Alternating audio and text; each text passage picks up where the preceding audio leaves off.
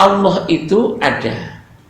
Konsekuensinya otomatis alam semesta ada di situ. Contoh seperti misalnya bayangan, ya. Misalnya ini apa? Pen. Saya letakkan di sini. Ini kebetulan ke sana ya. Ini kan ada bayangan. Kita bertanya, bayangan yang ada ini apakah disebabkan oleh pulpen? Bukan. Bayangan ini apa diciptakan oleh pulpen? Tidak. Otomatis itu ada benda ini maka bayangan ada. Itulah sebabnya alam semesta ada, itu bukan diciptakan oleh Tuhan. Ada Tuhan, langsung ada alam semesta. Nah inilah dikritik Al-Ghazali. Inilah yang menyebabkan keimanan orang rusak. Mungkin yang lain yang dua nanti biar Pak Talha saja yang menjelaskan karena bidangnya sudah beda-beda ya. Ini untuk saya jelaskan tentang ada dulu lalu alam semesta mengada. Jadi kalau sudah mengada berarti dicipta. Kalau dicipta maka lebih rendah. Suhu pun lebih rendah, tapi Allah memberikan karunia kepada manusia yang sifatnya lemah itu untuk tahu, bisa melihat tentang Tuhan. Nah di sini ini kemuliaan manusia yang luar biasa. Itulah ya. Yang kita teruskan, insya Allah cukup waktu. Sekarang uraiannya dulu. Beberapa kata atau kalimat kunci yang perlu dipahami lebih lanjut, yakni pertama ayyahzubahu syai'un. Yang kedua azhara kulla syai'in. Yang ketiga zahara bi kulli syai'in. Yang keempat zahara fi kulli syai'in. Yang kelima zahara li kulli syai'in. Yang keenam az-zahiru qabla wujudi kulli syai'. Ini satu persatu. An ahyajubai syai'un, maksudnya tidak ada sesuatu pun yang ada di alam raya ini yang sanggup dan mampu menjadi hijab atau penghalang atau tabir bagi basirah atau mata hati manusia yang ingin melihatnya. Syaratnya itu jangan dipakai mata kepala. Kalau bapak-bapak melihat Tuhan lewat mata kepala, kalah dengan teh. Apalagi maaf ini yang muda-muda yang belum masih jomblo ya, ingin melihat Tuhan, ada wanita cantik, kalah karena mata kepala yang dipakai. Aduh cantiknya, hilang Tuhan. Nggak bisa ditangkap. Tapi kalau ada seseorang yang memiliki basirah, mata hatinya, melihat di belakang wanita cantik, Allah tetap kelihatan. Oleh karena itu si wanita ini walaupun cantik tidak bisa menjadi hijab, tabir bagi basirah. Nah, monggo sekarang inginnya gimana Bapak-bapak, Mas-mas, saudara, dalam hidup ini kita mengandalkan mata kepala untuk terjebak oleh kubangan material benda itu atau anjuran dari Athaillah. Jangan melihat itu, kamu nanti dihubung-hubungkan, dibuat pusing oleh benda materi yang kamu kagumi lewat mata kepala itu. Akhirnya tidak syukur. Di rumahnya sudah ada mobil. Mobilnya mereknya apa Bapak? Wis Mercy ya, Mercy. Berjalan di Malioboro.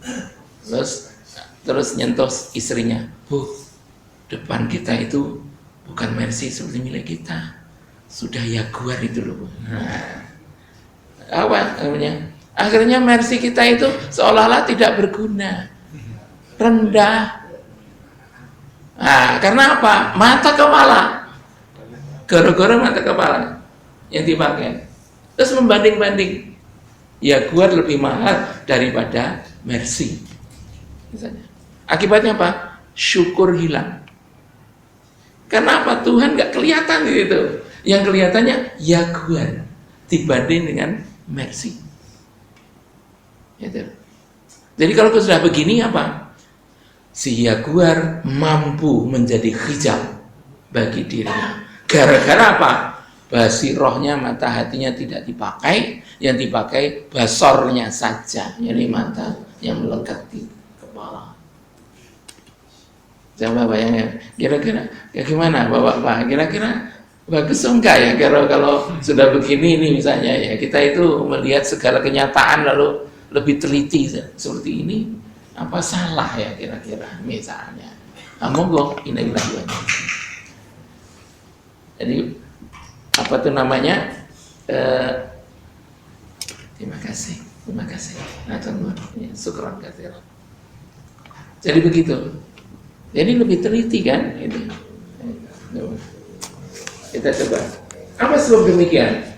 Pertama, sebab segala sesuatu di alam raya ini hanya bersifat kenyataan sensual, yaitu kenyataan yang dipahami secara awam atau rendah oleh manusia yang belum menemukan kemampuan manusia secara utuh, yaitu hanya terbatas pada kenyataan yang hanya diuji oleh kemampuan indrawi, sensual, sense. Sensual itu kan hanya indrawi. Nah dulu pernah saya sebut di sini, saya perkenalkan. Nah, kenyataan sensual kan ada 10 itu. Jadi panca indera luar dan panca indera dalam. Yang luar itu ya, ini saya sudah sebutkan ini ya. Jadi ada 2, panca indera luar dan panca indera dalam.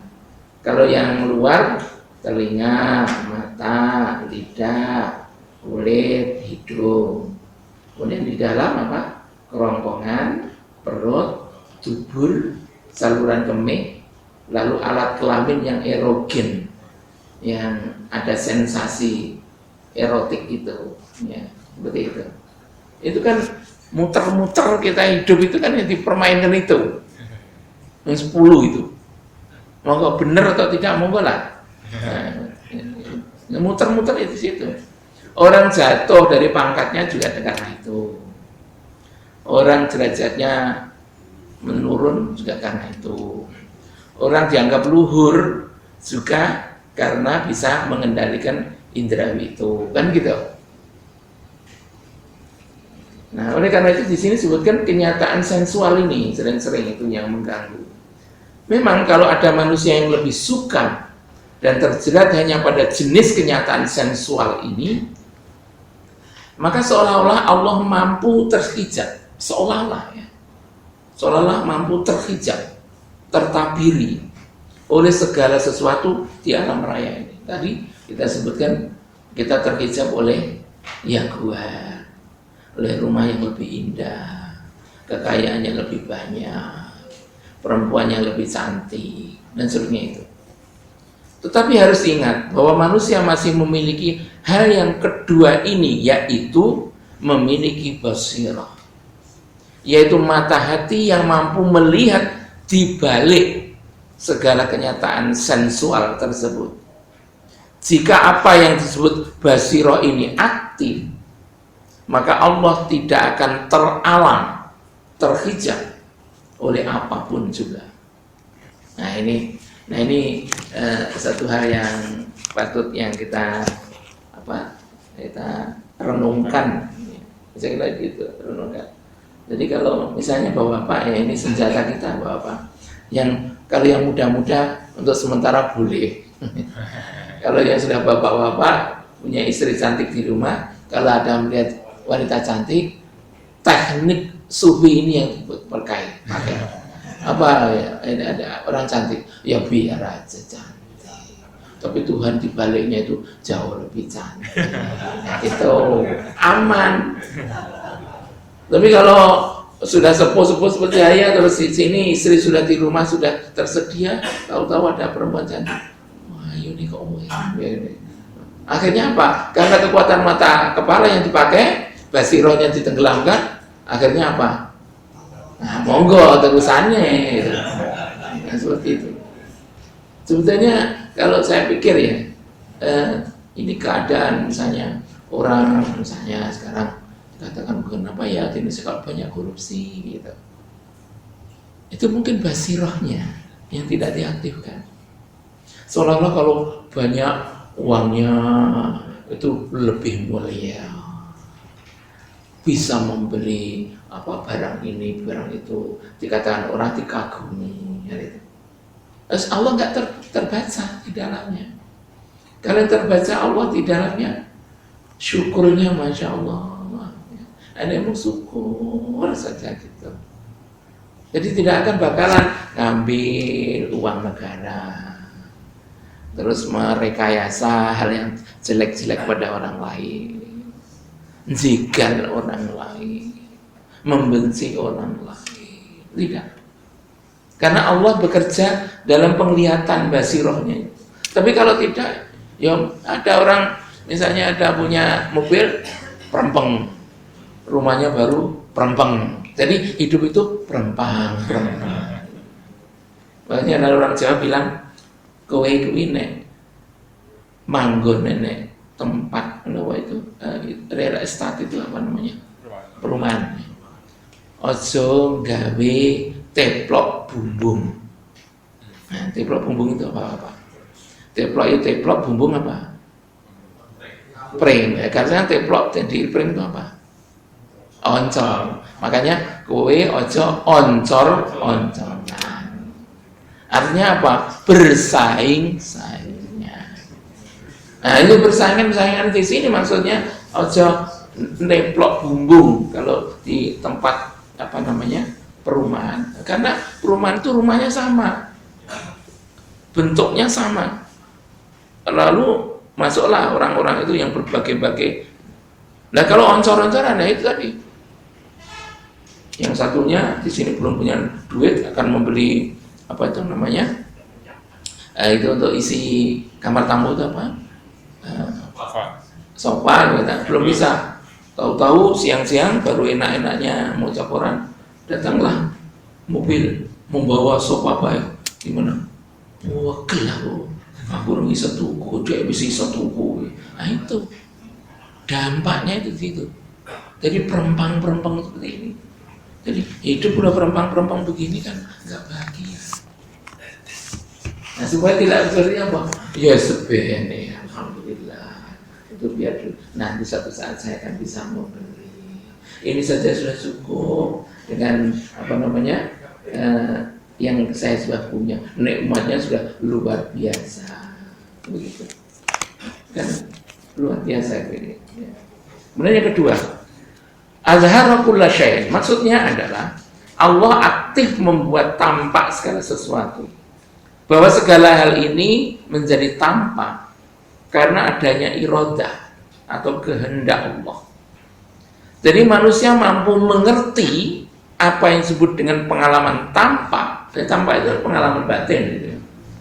Atau mampu melihat kenyataan, apakah kenyataan itu bersifat sensual atau kenyataan bersifat hakiki seperti yang ditangkap oleh basirah, adalah karena Allah lah yang mentakdirkan hal demikian itu bisa terjadi. Karena itu kalau Allah tidak berkehendak, maka kemampuan melihat kenyataan, apakah itu kenyataan atau dengan kata lain pengalaman yang disebut tampak, tentu tidak terjadi. Namun nyatanya Allah berkehendak yang terakhir ini. Tidak berkehendak terakhir. Jadi Allah mentakdirkan kita itu bisa tampak pada orang lain, bisa memahami tampak, bisa melihat dengan kata lain. Gitu. Jadi kita ini sudah mestinya bersyukur, betul. Bersyukurnya apa? Kita bisa mengerti tentang adanya yang lain. Nanti sampai adanya Allah kita bisa. Ini kan karunia yang luar biasa. Coba kalau Allah tidak memiliki iradah kehendak kita apa itu bisa mengerti tentang tampak, bagaimana? Kosong gitu. Blank. Ya, blank betul. nggak ngerti. Seperti binatang itu celula-celula aja nggak ngerti itu. Karena Allah tidak memberi karunia kepada binatang untuk mengerti tentang tampak, apalagi ketampaan Tuhan. Manusia tidak diberi dua senjata, satu tampak dengan mata kepala, yang kedua tampak dengan mata batin. Itu paling tidak kalau dua itu ada dibanding. Kalau ingin melihat Tuhan bisa kok. Dengan basirahnya pakailah. Tapi kalau ingin terhijab oleh benda, pakailah mata kepala. Tinggal milih. Mana yang kita tahu. Kalau ingin ketampahan Allah di dalam benda, aman kamu. Tapi kalau kamu hanya mengandalkan mata kepala, akan terjebak hijab ketampahan Allah. Akibatnya kamu akan digulung oleh materi yang kamu hadapi itu. Akhirnya apa? Terlunta-lunta, jalannya menjadi apa itu namanya? Gelap, ya. Tidak terang. Akibatnya nonop itu, ya, kejerumus dan seterusnya itu. Dan banyak misalnya ya, misalnya apa? Ada orang, sekali lagi itu ilustrasi saja. Ya. Ada orang sudah punya istri cantik di rumah, tersedia. Kalau di dalam apa itu kisah apa namanya itu Isra Mi'raj itu kan ada ya, ini apa ada di situ ikan yang sudah gorengan itu loh, digoreng. Yang satunya ada ikan di dalam apa itu kendi itu bacin busuk, tapi dilalah yang dimakan dengan lahap itu yang busuk itu. Terus Rasulullah bertanya kepada Jibril, ini apa, fenomena apa ini? Ini fenomena ialah dia itu sudah memiliki istri yang sah di rumah, siap diapakan.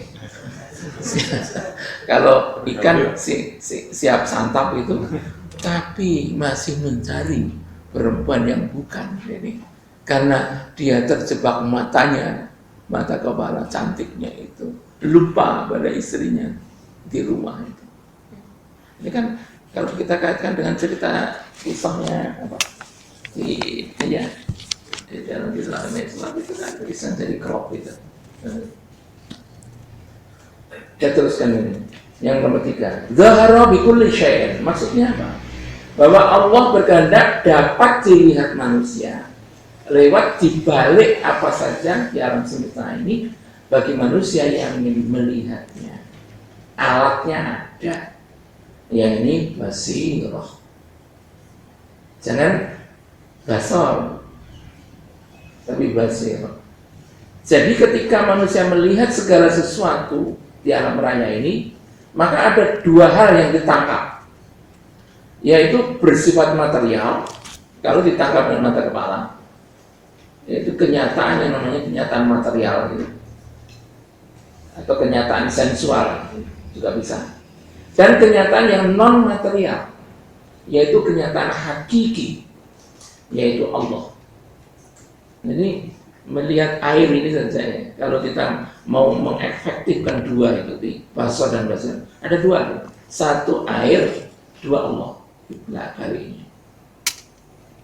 Seorang sufi biasanya teratur, melatih seperti itu. Ada materi, kenyataan material, ada yang non material. Bisa dilihat semuanya. Di sini kenyataan sensual yang bisa dipegang, diminum, tetapi Allah di balik itu bisa dilihat. Kemudian yang keempat, Masya Allah, ini sudah hampir habis waktunya. Zahara fi kulli syai'in. Maksudnya kalau ada manusia ingin melihat Allah, maka dapat melihatnya lewat segala sesuatu di alam semesta ini. Tetapi perlu dengan alat basirah yang dimiliki tadi. Ini karena B. Ya. Kemudian 5. Zahara li kulli syai'in. Maksudnya adalah Allah memosisikan dirinya siap dilihat lewat segala sesuatu, lewat apa saja di alam semesta ini. Karena memang sebenarnya kalau manusia sedang melihat segala sesuatu, tentu manusia akan dapat melihat yang lain. Jadi kalau melihat benda ini atau air ini, ada sesuatu yang lain yang melekat di situ. Siapa? Allah. Ini konsepnya zoharoh likulli syai'in. Konsepnya yang melekat dalam segala sesuatu tersebut, yaitu Allah. Jadi mestinya manusia itu kalau benar-benar memanfaatkan kemampuan penglihatannya, manusia akan memperoleh pengalaman melihat terhadap dua hal sekaligus, yaitu kenyataan sensual dan kenyataan Allah yang tidak sensual itu. Nah, ini menurut Atha'illah begitu. Kalau saya boleh jabarkan, itu keterangannya panjang. Kemudian yang keenam, az-zahiru qabla wujudi kulli syai'. Artinya apa? Maksudnya bahwa Allah itu memiliki sifat yang melekat pada dirinya, diri Allah, yaitu sifat al-zahir, itu ada, ya, ada, yaitu ada awal. Kalau boleh dikatakan dibandingkan dengan alam semesta, itu ada awal. Kalau di dalam filsafat namanya kausa prima. Kausa itu sebab, prima itu pertama. Jadi sebab pertama. Tetapi tanpa ada yang mengawali lagi. Atau dengan lain kata, penyebab. Jadi Allah itu sebagai penyebab yang tidak disebabi. Sulit ya ini ya. Biasanya kalau kita itu berpikirnya adalah sebab akibat yang berentet seperti rantai itu kan. Tapi sini putus terus gitu. Penyebab awal, sebelumnya bagaimana? Tidak ada lagi penyebab sebelumnya. Atau zat yang tidak beranak dan juga tidak diperanakkan. Ini konsep dalam Al-Quran. Jadi lam yalid walam yulad. Itu jadi tidak beranak dan tidak diperanakkan. Beranak itu, kalau beranak berarti nanti seperti alam semesta ini. Tidak diperanakkan berarti tidak tanpa sebab, atau tanpa sebab tepatnya. Itu. Karena itu masuk akal kalau Allah telah wujud atau ada sebelum alam semesta ini wujud atau ada. Karena memang alam semesta ini adalah ciptaannya. Dengan demikian, kalau Allah saja ada, maka segala ciptaannya, yakni segala sesuatu ini pastilah ada. Atau kalau dibalik, mafhum mukhalafahnya, kalau manusia menganggap bahwa segala sesuatu atau alam semesta ini ada, maka pastilah Allah lebih ada lagi. Mustahil kalau Allah tidak ada. Dan begitu logika terbaliknya kan begitu, bolak-balik ya sama saja itu. Nah demikianlah, itulah argumen atau alasan argumen Atha'illah tentang bukti-bukti Allah itu ada dan hadir. Nah, tinggal manusianya saja itu mau memanfaatkan atau tidak potensi itu. Nah sekarang ini yang kita tawarkan dalam praktek keseharian.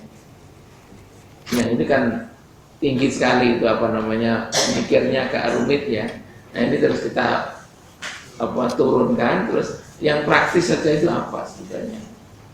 Pertama, agar hidup itu menjadi lebih teliti dan waspada, maka ketika seseorang melihat segala sesuatu apa saja yang di hadapan kita itu, maka sebenarnya seseorang tersebut otomatis melihat Allah. Bagaimana caranya? Ya kita usahakan. Kalau melihat sekali lagi air ini, ya kita latih Allah di situ. Karena itu sebenarnya hidup ini senantiasa disoroti Allah. Nah kalau kita melihat ada dua, satu kenyataan sensual, yakni wujudnya air. Kemudian yang satunya kenyataannya tidak sensual, yaitu Allah. Tentu Allah tahu pada kita kan, kita merasa kita diawasi oleh Allah. Itulah yang penting sekali dalam kehidupan. Inilah yang disebut sikap hidup ihsan menurut Rasulullah SAW. Konsepnya kan yakni apa Bapak? Kalau beribadah seolah-olah melihat Allah. Kalau merasa dirinya tidak bisa melihat Allah, merasalah bahwa Allah selalu melihat kita. Nah itu kan luar biasa itu. Tapi kalimatnya Rasulullah seperti itu, kalau dalam dunia tasawuf ya begini nih, dirinci seperti ini, dijelaskan secara apa? Jelentera apa gimana itu? Jelentera itu gamblang ya, begitu rupa begitu. Jadi setiap kenyataan itu cobalah ditangkap, ada dua kenyataan benda materialnya, tetapi juga kenyataan Allah di baliknya. Kalau itu sampai terjadi, kita merasa salah disorot oleh Allah. Karena itu kita menjadi lebih teliti dalam hidup. Sampai kalau di kamar kalau ada dulu Angling Darmo itu sedang berkasih-kasihan dengan istrinya. Terus gimana Bapak? Kalau ceritanya Angling Darmo itu di pojok itu ada cecak. Karena Angling Darmo itu kan bisa membaca apa, bahasa cecak, bahasa itu datang. Jadi ratu itu enak ya Mas gitu kan. Itu cecaknya itu ya laki-laki dan wanita itu. Enak ya. Coba lihat itu bawah itu. Satunya raja, ganteng sekali. Istrinya cantik, tempat tidurnya baunya enak. Kalau kita itu kan tidak bisa Mas. Jadi di situ terus tersenyum itu. Oh, dia kok mau mencari kita ya. Terus dan sini senyum-senyum, lalu istrinya siapa namanya? Mas, sampai nggak tersenyum-senyum apa toh? Apa saya itu lucu? Oh enggak deh, Anda itu enggak lucu kan? Lah apa kok guyang-guyu itu tertawa-tawa?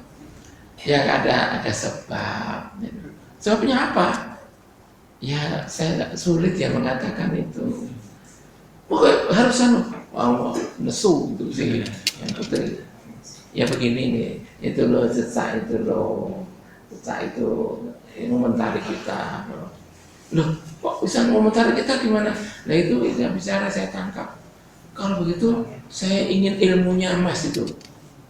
Kalau Mas harus ngajari saya ilmu tentang bisa mendengar ucapan cecak. Sejak sekarang. Ya jangan deh, kalau saya itu menceritakan itu, saya kesiku nanti. Ini kok jadi cerita ini. Terus akhirnya apa? Ya, terus pokoknya enggak. Kalau tidak mau, saya sudah lebih baik mati dalam perapian. Ya kan ceritanya seperti itu. Nah ini kan sama aja nih kalau dikaitkan dengan Allah. Kalau kita itu selalu berpikir ada dua kenyataan itu seperti Angling Darmo itu. Gusti Allah mau nyawang kita. Saya takut itu. Tidak takut pada cecak, tapi Allah nyorot itu di pojok sana, di pojok sana, di pojok sana gitu. Iya, positifnya di sini teliti. Nah itu.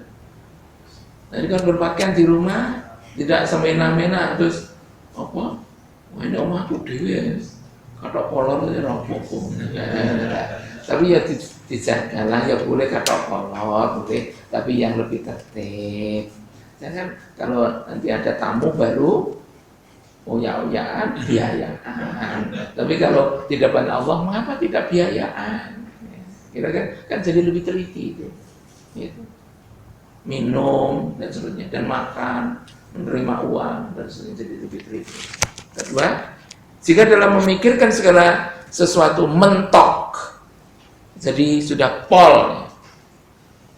kulminatif, ya. Dalam arti nalar sudah tidak sanggup lagi melakukan fungsinya, maka sebaiknya kita mengatakan, oh itu tidak masuk akal.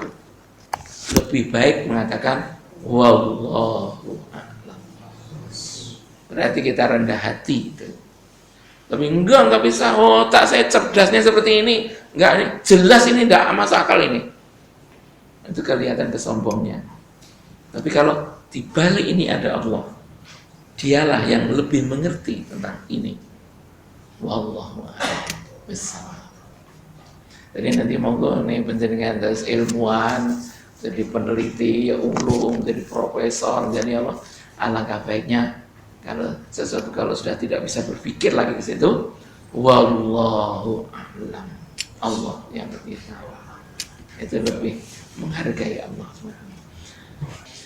Baiklah, sampai di sini dulu. Terima kasih atas segala perhatian Bapak dan saudara sekalian. Mudah-mudahan ada manfaatnya. Andai kata ada kekurangan, itulah kelemahan saya, dan saya hanya bisa mengatakan mohon maaf. Assalamualaikum warahmatullahi wabarakatuh.